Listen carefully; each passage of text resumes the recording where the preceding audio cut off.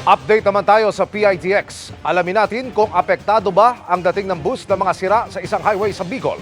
Nakatutok live si JP Soriano. JP!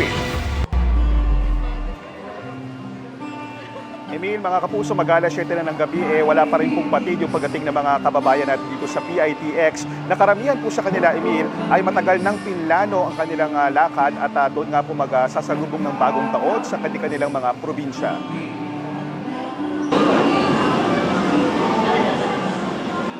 Umaabot na sa 200,000 pasahero ang dumating dito sa PITX sa huling Biyernes ng taon.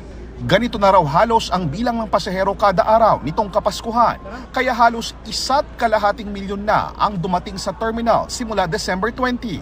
Pinakamarami ang umuuwi pa Batangas, Bicol at Mindoro, pati Visayas.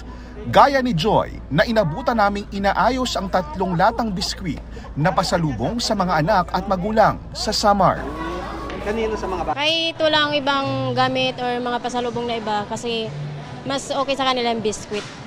Gaya ng marami nating kababayan, saglit lang ito dahil babalik din si Joy sa Maynila para sa trabaho pagkatapos ng bagong taon. Maiiwang muli ang pamilya sa probinsya, kaya ito lang ang hiling niya sa pagsalubong sa 2025. Simple lang, makasama ko lang po sila ngayong New Year. Buko cake mula Batan Aklan naman ang pasalubong ni Charmaine sa mister na naghihintay sa Talavera, Nueva Ecija. At ang New Year's wish niya. Financially stable and magka-baby na. Magka-baby na, sana.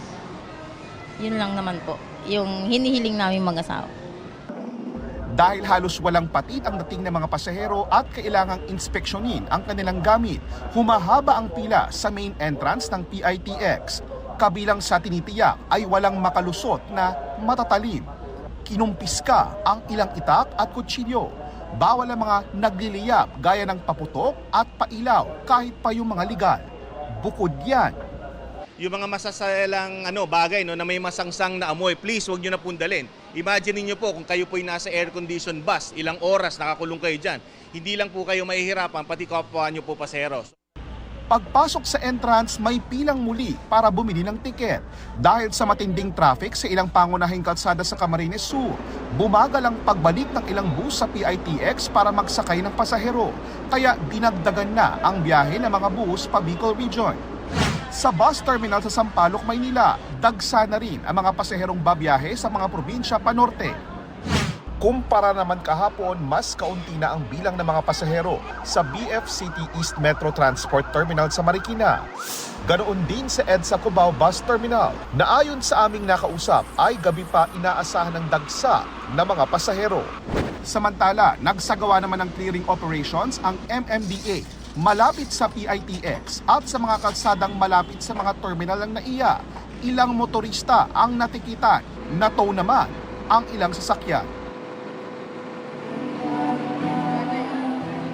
At Emil, mga kapuso, balik tayo dito sa loob ng PITX kung saan po pagpasok po ng mga pasahero, hindi lang po mga pulis na nagbabantay ang welcome sa kanila. Meron din pong pa-acoustic performance ang ilang artist dito. At ang 1.4 million na pasahero simula December 20 hanggang kahapon, inaasahan daw aabot ng mahigit 3 milyon pasahero pa hanggang January 6 pag nag-uwian naman po ang ating mga kababayan mula sa probinsya patapos nga po ang pag-celebrate ng bagong taon. Kaya asahan na raw po ang pagsikip ng daloy ng trapiko sa mga pantalan ng bus sa mga date na yan. At yan muna ang latest mula rin sa PITX. Balik muna sa iyo, Emil. Maraming salamat, JP Soriano.